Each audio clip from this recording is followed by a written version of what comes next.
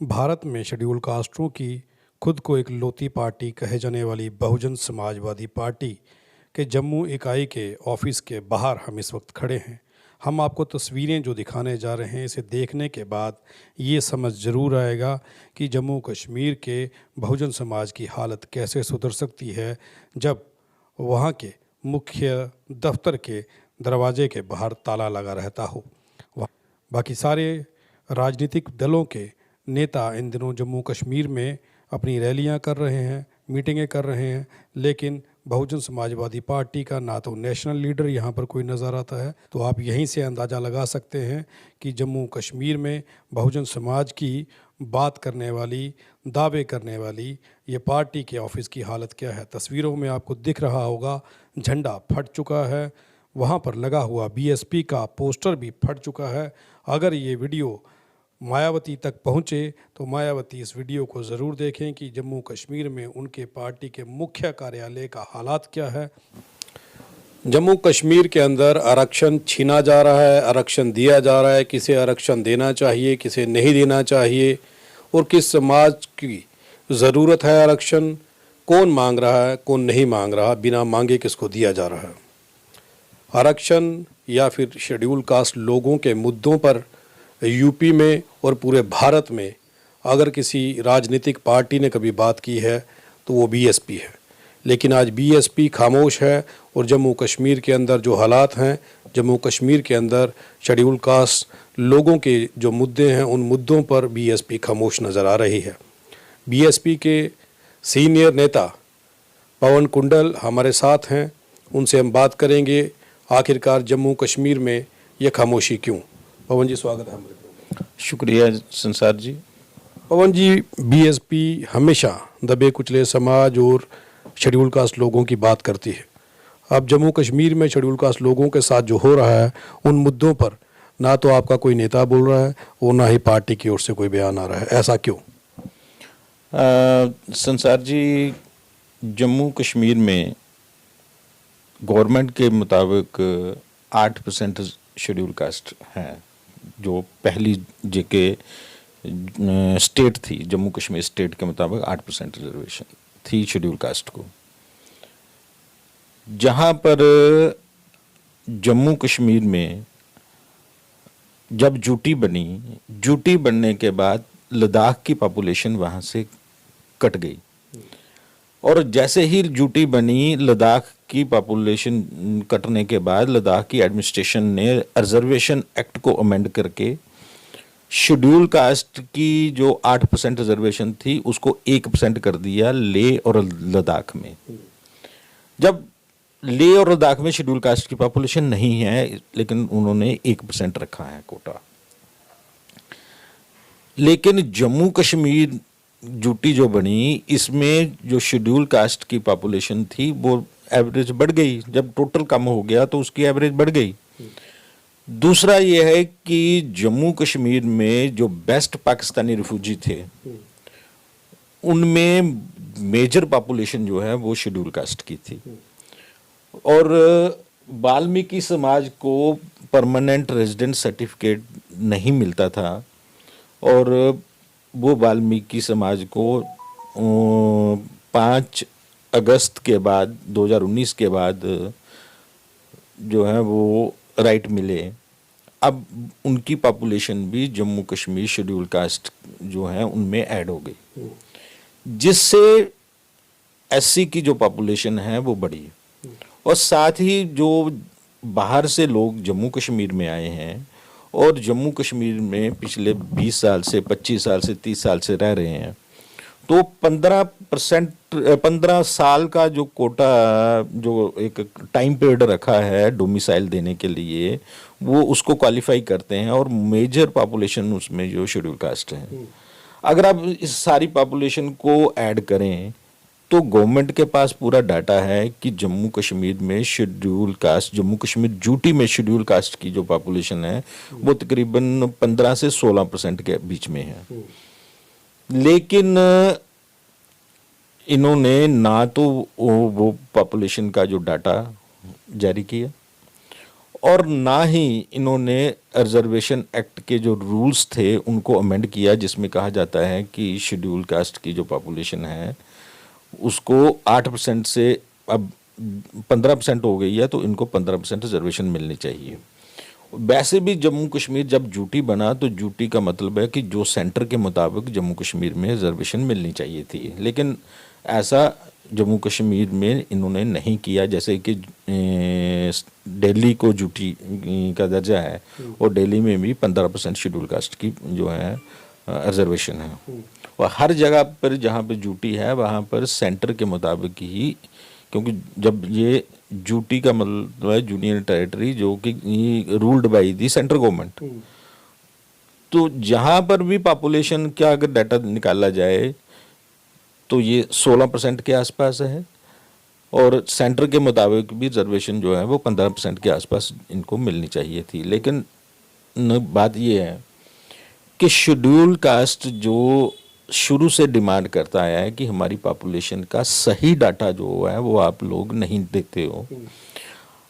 Government के पास हर 10 साल के बाद कास्ट सेंसस में वो डाटा आता है, लेकिन जहाँ जो लोग बैठे हुए हैं वहाँ जो लोग बैठे हुए हैं उनका जो दिमाग है, उनके दिमाग में रिजर्वेशन के खिलाफ वो रहते हैं। रिजर्वेशन को डिनाई करने के लिए, रिजर्वेशन को डिफीट करने के लिए उनके जो है दिमागों में भरा हुआ है, जिसकी वजह से जम्मू कश्मीर के जो शेड्यूल कास्ट हैं उनको उनका हक नहीं मिल पा रहा। आप कह रहे हैं कि लोग ये चाहते हैं कि वो सेंसस के बेस पर ये सब कुछ हो, लेकिन जब उन शेड्यूल कास्ट लोगों के नेता ही बात नहीं करेंगे, उन लोगों की पार्टी उनके मुद्दे नहीं उठाएगी, उनके मुद्दे पर बात नहीं करेगी। आज कितने दिन हो गए इस मुद्दे को आपकी पार्टी की ओर से ना तो किसी अध्यक्ष का बयान आया है, ना किसी जनरल सेक्रेटरी का बयान आया है, ना किसी ने विरोध किया है, सभी खामोश हैं। तो लोग किसके पास जाएंगे, लोग किसे कहेंगे? संसार जी, बदकिस्मती है यहाँ के शेड्यूल कास्ट की कि जो पार्टी जम्मू कश्मीर में schedule caste, schedule tribe, OBC और माइनॉरिटी कम्युनिटीज़ के राइट को प्रोटेक्ट करने के लिए और गरीब लोगों के राइट्स को प्रोटेक्ट करने के लिए बनी थी, उनमें जो लोग बैठे हुए हैं जहाँ तो वो लीगल राइट्स को लेके अवेयर नहीं है, और जब भी कोई स्टेटमेंट दी जाती है तो वो स्टेटमेंट जो है वो एक खुल के स्टेटमेंट नहीं आती है। लेकिन बहुजन समाज पार्टी ने हमेशा जहां शेड्यूल कास्ट, शेड्यूल ट्राइब और ओबीसी की माइनॉरिटी कम्युनिटीज की बात उठाई है, हमने बहुत सी प्रेस कॉन्फ्रेंसें करके एससी और ओबीसी का मुद्दे पे हमने बहुत खुल के बोले हैं। हर तीसरे दिन हमारी जो है वो स्टेटमेंट आती है, लेकिन बदकिस्मती ये है कि हमारा जो बात है वो मेन स्ट्रीम मीडिया जो है वो नहीं चला पाता, और सोशल मीडिया में जो वो बात है वो दब जाती है। हालांकि ये तो हमारे ऐसा नहीं है। देखिए कुंडल जी, किसानों का मुद्दा अगर उठा, सोशल मीडिया ने उठाया, मेन स्ट्रीम मीडिया ने उसे दबाने की कोशिश की, लेकिन वो फतेह हुआ। बात ये नहीं है, आपके नेता जो हैं वो रोड पर नहीं उतर रहे, आपके नेता लोगों की बात नहीं कर रहे, कमजोरियां अपनी पार्टी की या अपने नेताओं को छुपाने के लिए मुझे लग रहा है आप ऐसा कर रहे हैं। संसार जी, ऐसा है कि हमारे जो स्टेट प्रेसिडेंट हैं इस समय वो सोमराज मजोत्रा जी हैं, और सोमराज मजोत्रा जी कठुआ से हैं, आप जानते हैं कठुआ से हैं वो। तो वो जम्मू कश्मीर की एक्टिविटीज़ को कठुआ से एड्रेस करते हैं, लेकिन जाके कठुआ डिस्ट्रिक्ट जो है वो पठानकोट के साथ है और बाकी सारी स्टेट आगे हैं। तो वहाँ भी दिक्कत यही है कि ये बात ठीक है कि बीएसपी ने जिस तरीके से इन मुद्दों को उठाना चाहिए था उस तरीके से बीएसपी की बात को दिखाया नहीं जाता है मीडिया के ज़रिए। कुछ सोशल मीडिया के लोग हैं जो, जैसे मैं काशीराम साहब ने कहा था कि जो सोशल मीडिया जो है वो यही बहुजन मीडिया है, तो यही वही मीडिया जो है वो बहुजन समाज की बात उठाता है और बहुजन समाज की बात को मुझे आगे एक बात बताएं कि आपकी पार्टी की ओर से जिस दिन ये आरक्षण लागू किया गया, 15 नई कास्टों को ऐड किया गया, उस दिन किसी नेता का बयान या किसी नेता ने इसका विरोध किया आज तक? मेरे नोटिस में तो ऐसा नहीं आया है कि हमारी लीडरशिप ने इस पर कोई बयान दिया हो, लेकिन इसमें बहुत जल्द हम एक मीटिंग करके इस पे चर्चा करके तो बहुत जल्द हम बेसिकली कुछ लोगों की ड्यूटी जो है वो हिमाचल प्रदेश में लगी हुई है।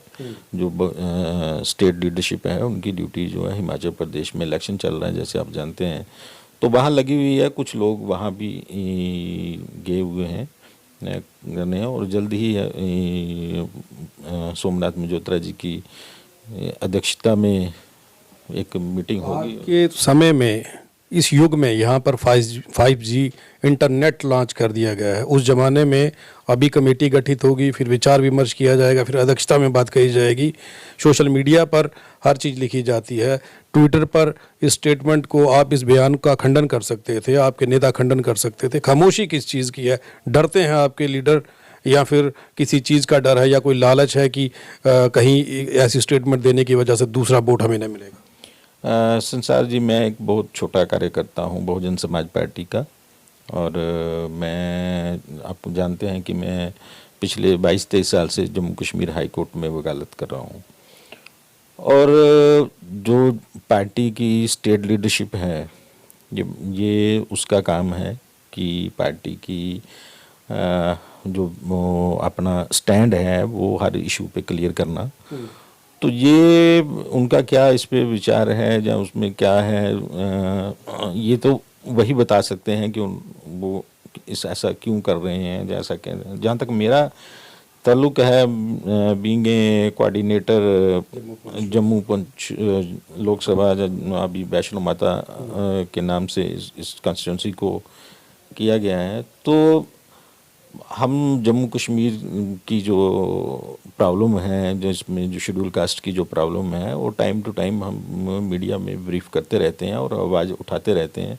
आपने देखा होगा पिछले दिनों हमने प्रोटेस्ट किया, जो कश्मीर में जम्मू कश्मीर के एम्प्लॉइज़ जो शेड्यूल कास्ट के या रिजर्व कैटेगरी के, जिनको कश्मीर में जॉब्स मिली हैं, उनके लिए एक पॉलिसी बने कि उनको 5 साल के बाद या 7 साल के बाद अपने होम डिस्ट्रिक्ट में शिफ्ट किया जाए। क्योंकि उनको ये पनिशमेंट थोड़ी है कि अगर आपको उनको एम्प्लॉयमेंट मिली है जहाँ पर एससी की पॉपुलेशन नहीं है और इंटर डिस्ट्रिक्ट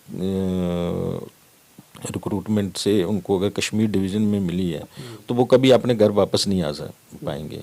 तो गवर्नमेंट को इस पे भी विचार करना चाहिए। हम इस मुद्दे को लेकर हमने प्रेस क्लब के बाहर उनकी जो रिजर्व कैटेगरी एम्प्लॉइज़ हैं उनके फेवर में प्रोटेस्ट किया था, और सरकार को मेमोरेंडम भी दिया था, डिवीज़न कमीशन को मेमोरेंडम भी दिया था। आप लोग ये बात कह रहे हैं, एक मुद्दा गिनाया आपने सारे मुद्दों में से निकाल करके कि रिजर्व कैटेगरी के जो लोग हैं, एम्प्लॉय हैं, उनकी हमने बात की। यहाँ पर हज़ारों मुद्दे हैं। आरक्षण को लेकर के एट्रोसिटीज़ बढ़ रही हैं, लोगों को दबाया जा रहा है, मारा जा रहा है। डिपार्टमेंट के अंदर जो यहाँ पर एम्प्लॉय हैं, एससी कैटेगरी के, शेड्यूल कास्ट लोगों के जो एम्प्लॉय हैं, एससी एसटी ओबीसी, उन लोगों के साथ क्या हो रहा है, उन मुद्दों पर ना बोल करके एक मुद्दा जो आपने जिस पर आवाज़ उठाई उसकी बात कर रहे हैं। बाकी मुद्दों पर बोलते हुए डर किस चीज़ का है? भाजपा से डर लगता है बीएसपी को, या आपके नेता इतने काबिल नहीं हैं कि वो बात कर सकें, कभी सोशल मीडिया पर किसी चीज़ का खंडन नहीं कर सकें, या फिर सिर्फ अपने बिजनेस और अपने कामों को पार्टी के नाम पर आगे बढ़ाना चाहते हैं, वोट बैंक बनाना चाहते हैं? संसार जी, ऐसा नहीं है।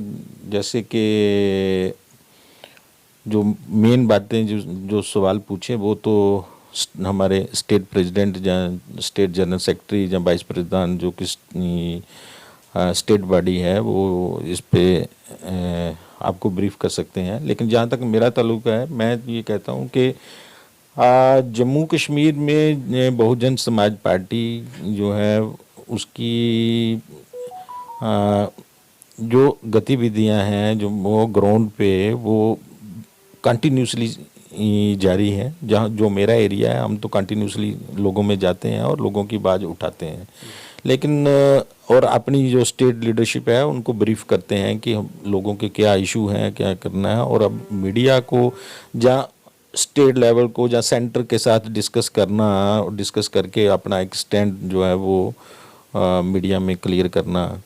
जैसे कि आपने देखा पिछले दिनों शेड्यूल ट्राइब का जो रिजर्वेशन है, उनमें जो कास्टें थी शेड्यूल ट्राइब में, उनको डिल्यूट किया गया है पहाड़ी स्पीकिंग बीच में ऐड करके। तो इस पे हम चाहते थे कि पार्टी का स्टैंड भी क्लियर हो, लेकिन बदकिस्मती है कि जो शेड्यूल ट्राइब के जो इश्यूज हैं वो हम उन पे अभी स्टेट लीडरशिप ने कोई अपना स्टैंड जो है वो नहीं दिया है। तो भले जल्दी हम इस पे विचार करके अपना एक देंगे। ओबीसी में भी देखो, जो एक्चुअल रिजर्वेशन थी वो ओबीसी के नाम पे है। पूरे कॉन्स्टिट्यूशन में कहीं भी कोई ऐसा वर्ड नहीं है जिसमें रेजिडेंस के बेस के ऊपर किसी को रिजर्वेशन दी जाए। इवन के आर्टिकल 16 जो है क्लास 2 जो है वो इसमें रिस्ट्रिक्शन लगाती है कि आप रेजिडेंस के बेस पे किसी को भी रिजर्वेशन नहीं दे सकते।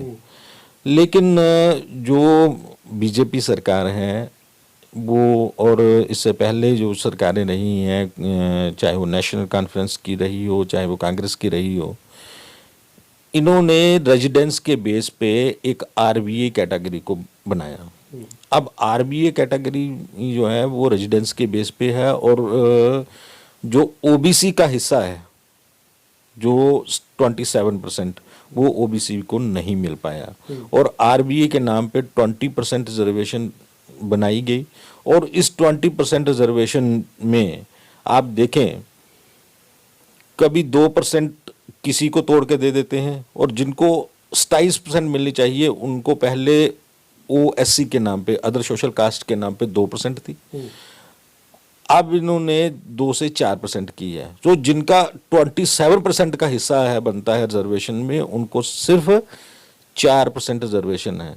लेकिन बाकी सबको आरबीए की कैटेगरी बना के उसमें जो रेजिडेंस के बेस पे जिस एरिया को आरबीए डिक्लेयर इन्होंने किया, resident of backward area declare किया, उसमें चाहे वो ब्राह्मण हो, चाहे वो फॉरवर्ड क्लासेस का कोई भी व्यक्ति हो, वो भी इसमें रिजर्वेशन ले रहा है, जबकि उसका वो राइट नहीं है।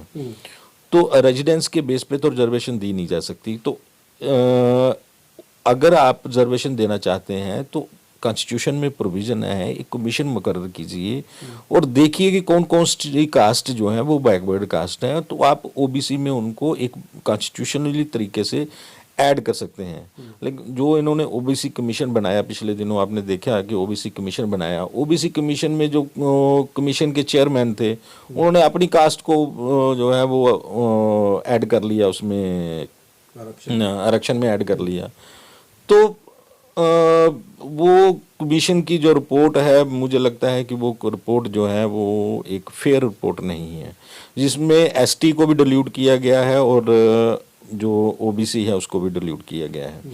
वो कास्टें जैसे कि सैनी कास्ट ने कभी रिजर्वेशन की ना तो डिमांड की है, ना ही उन्होंने किया, और उनका जो यूथ विंग है उन्होंने बार बार प्रेस कॉन्फ्रेंस करके, डिफरेंट मीडिया को प्रेस कॉन्फ्रेंस करके बार बार कह रहे हैं कि हमें रिजर्वेशन नहीं चाहिए, लेकिन उनको ओबीसी के कैटेगरी में डाल दिया गया है। लेकिन आप लोग विरोध क्यों नहीं करते हैं? आपके लोग क्यों खामोश रहते हैं? आप लोगों ने तो मोर्चा खोल देना चाहिए था। जिन लोगों को आरक्षण दिया वो खुद मना कर रहे हैं हमें नहीं चाहिए, लेकिन बीएसपी का जो स्टैंड था, बीएसपी के नेताओं का जो स्टैंड होना चाहिए था, वो साफ स्पष्ट नज़र नहीं आ रहा। संसार जी, मैं एक बहुत छोटा कार्यकर्ता हूँ पार्टी में। ये स्टेट लीडरशिप का काम है, जो वो हमें दिशा निर्देश देते हैं, हम उसके मुताबिक काम करते हैं। अभी तक हमें वैसा कोई पार्टी की तरफ से कोई डायरेक्शन नहीं मिली है कि हमें आगे इस पॉइंट पे क्या स्टैंड रखना चाहिए, ना ही हमारी कोई इस तरीके पे। लेकिन बहुत जल्द इस पे एक मीटिंग होगी, हिमाचल की इलेक्शन के बाद बहुत जल्द इस पे एक मीटिंग होगी, और मुझे उम्मीद है कि स्टेट लीडरशिप इस पे अपना स्टैंड जो है क्लियर करे। जी, शुक्रिया पवन कुंडल जी हमारे साथ बात करने के लिए। मैं ये कहना चाहूँगा, जिस घर का मुखिया कमज़ोर हो उस घर के अंदर से चोर भी चोरी कर लेते हैं, उस घर के सदस्यों को कोई भी आकर के पीट करके चला जाता है। ये कहावत जो है वो सच्ची हो रही है। और जम्मू कश्मीर के अंदर ऐसे ही हालात हैं बीएसपी के। यहाँ पर ऑफिस के बाहर ताला, फटा हुआ झंडा, फटा हुआ पोस्टर और ऑफिस की दयनीय हालत को जब आप देखेंगे आपको समझ आ जाएगा कि यहाँ पर शेड्यूल कास्ट लोगों की आवाज़ तो क्या उठानी है, बीएसपी के नेताओं का और उनके जो यहाँ पर प्रधान हैं उनका खुद का बुरा हाल हुआ पड़ा है।